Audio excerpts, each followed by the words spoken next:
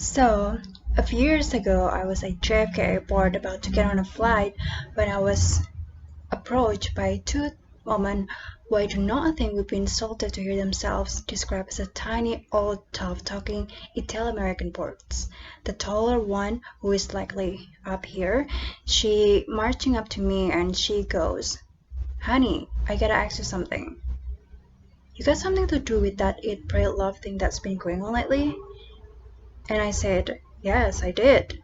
And she smacks her friends and she goes, "See, I told ya, that's that girl. That's that girl who wrote that book based on that movie." That's who I am. And believe me, I'm extremely grateful to be that person because that whole Eat, Pray, Love thing was a huge break for me. But it also left me in a really tricky position moving forward as an author, trying to figure out how in the world I was ever going to write a book again ever that would ever please anybody. I had to find some way to gin up the inspiration to write the next book, regardless of its inevitable negative outcome. In other words, I had to find a way to make sure that my creativity survived its own success. And I did, in the end, find that inspiration, but I found it in the most unlikely and unexpected place. I found it in the lesson that I had early in life about how creativity can survive its own failure. So, just to back up and explain, the only thing that I ever wanted to be for my whole life was a writer.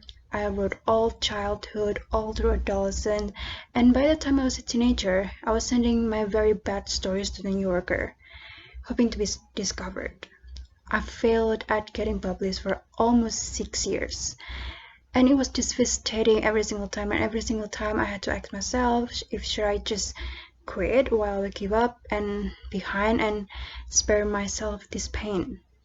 But I would find my resolve, and always in the same way, by saying, I'm not going to quit, I'm going home.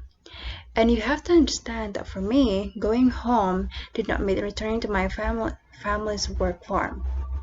For me, going home meant returning to the work of writing because the writing was my home, because I loved writing more than I hated failing at writing, which is to say that I loved writing more than I loved my own ego, which is ultimately to say that I love writing more than I love myself. And that's how I pushed through it. If you're wondering what your home is, here's a hint. Your home is whatever in this world you love more than you love yourself. So that may be creativity, it might be family, it might be invention, adventure, faith, service, I don't know. Your home is that thing to which you can dedicate your energies with such a singular devotion that ultimate result become inconsequential. For me, that home has always been writing.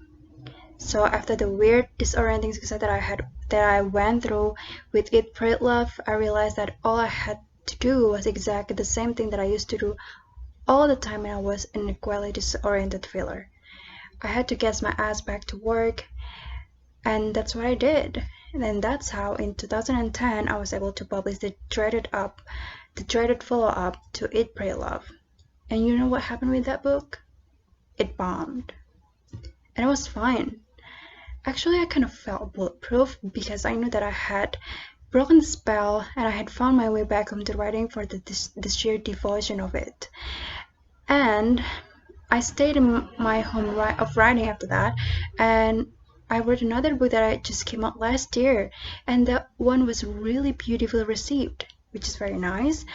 But that's not my point. My point is that I'm writing another one now, and another book after that, and another, and many of them will fail. Some of them might succeed, but I will always be safe from the random hurricanes of outcome as long as I never forget where I rightfully live. Look, I don't know where you rightfully live, but I know there is something in this world that you love more than you love yourself, something worthy. The only trick that you've got to identify the best, worthiest thing that you love the most, and then build your house right on top of it, and don't budge from it. And if you should someday somehow get vaulted out of your home, by either great failure or great success, then your job is to fight your way back to that home the only way that it has ever been done, by putting your head down and performing with diligence and devotion and respect and reverence whatever the text that love is calling from you next.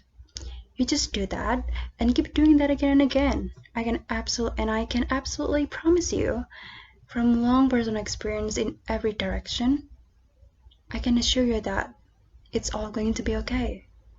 Thank you.